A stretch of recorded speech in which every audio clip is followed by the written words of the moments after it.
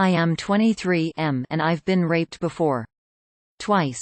I've been sexually assaulted too, and this has affected me and subsequent relationships a lot. 2 days ago my girlfriend 23 was in my lap and we were making out, and suddenly the images of rape came into my mind and I froze. She obviously sensed it and asked if everything was okay, but I couldn't answer and I'd begun to sweat. She got off my lap and asked if I wanted to talk, but I still couldn't say anything. Then she asked if she should leave the room. And I gave a small nod.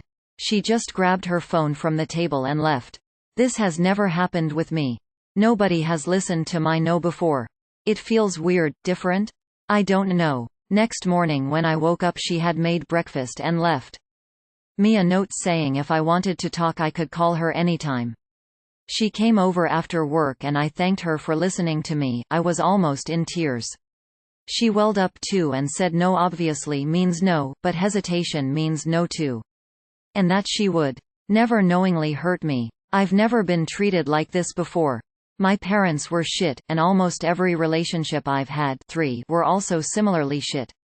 But she's different. She's been my rock when I've fallen low. She cooks for me because she wants me to be healthy. She leaves notes of affirmation all over the house for me to find and is generally the most genuine amazing person I've ever met. I want to show my gratitude to her and want to tell her how much she means to me, but I don't know how. Also, it's still weighing on me how my say matters to her. Never in my life have I ever been treated this way. So how do I tell how much she means to me? And will I stop feeling this way? Edit. Oh my god, y'all. I never expected this kind of response. I'm trying to read through them all, but thank you so much. To clarify a few things, almost everyone who commented suggested therapy. Therapy is super expensive and I'm already working to pay for school, but yes, I've started therapy. It's been about 5 months now. Just taking baby steps here. Secondly, y'all gave a ton of good ideas, but I think I'm gonna write her a letter and maybe arrange for a small picnic for the two of us. I know she'll love it. For those saying I should propose, that's definitely the plan, just not now. And to those who shared their similar experiences, thank you. It gave me an insight and I hope things look up for you. And for all those who said I'm a pussy for getting raped or I'm lying, I'm sorry, but I can't make y'all believe me. I hope y'all feel better after this. Again, thank you so much for your kind comments. Y'all are amazeballs. You could read her this post. If you wanted to show her with your actions, then you could plan a special day doing the things she enjoys. Set up a little living room picnic date, with her favorite foods, and put on a movie for the two of you to watch. Girls don't want or need really big gestures, it's the simple things that matter most. She sounds like a keeper. You should look into finding a therapist that specializes in EMDR. It can help you process your trauma and handle external stimuli that triggers your PTSD. Oh, she sounds like a wonderful partner. I mean, not violating people is the bare minimum, but she sounds empathetic and understanding and loving on top of that. I am so happy for you. It's not a quid pro quo thing, but I would just try to be nice and empathetic and caring towards her in some other way. What's her favorite meal? Does she have a hobby where she needs some equipment or where she would love for you to be a part of it and help out? Are there things that worry her that you could, in some way, alleviate? Work stress, a bathroom that hasn't been cleaned in a long time, I don't know. I don't know her, so I am just throwing things at the wall. Point being, if I were you I would think about what would make who she is happy. A gift. That shows you know her, not just something fancy and expensive, something that shows that you see her like she sees you. A helping hand with an overwhelming project. Do you know her love language? It sounds a little silly, but it's actually super useful. People show love differently, and I would mix something between the way you like to show love and the way she likes to receive it. You don't owe her this though, and I don't think she feels like you owe anything. But I think it's really good that you want to show her how much she means to you and how much you want to be as good to her as she is to you. Equity, not equality. Smiley face. She sounds like an amazing and supportive partner, and that is absolutely what you deserve. Hard. I know sometimes it can be really hard, awkward to voice appreciation for stuff like this. A card may be a really sweet and special thing that she would probably really appreciate and be able to hang onto forever. I know I always loved small stuff like that from my boyfriends. I would keep them in a memory box so I could look back at them.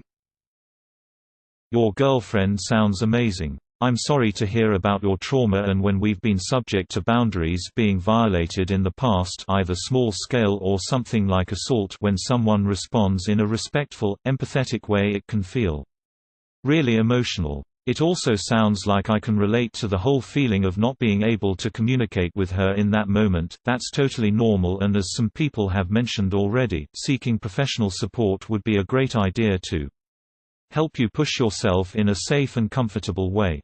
You don't need to pay her back or do anything big, even as small as saying, "Hey, I really appreciated you being so supportive of me the other night. This stuff is tough for me to talk about, but I wanted to express how much it meant to me to have felt safe with you in that moment." 2 hearts. Having gone through something similar, it's hard to express the relief when you actually find someone who cares about what you want more than they care about sex. I'd been talking to this guy on and off for years but had never met until one night when I was bored and he messaged me out of the blue, offering to go to his for drinks. I sorta clarified with him that this was just gonna be drinks and I wasn't interested in hooking up, but he still wanted to meet. Anyway, he offered me a cab to get to his. Neither of us was in a fit state to drive lol, and we ended up getting really drunk.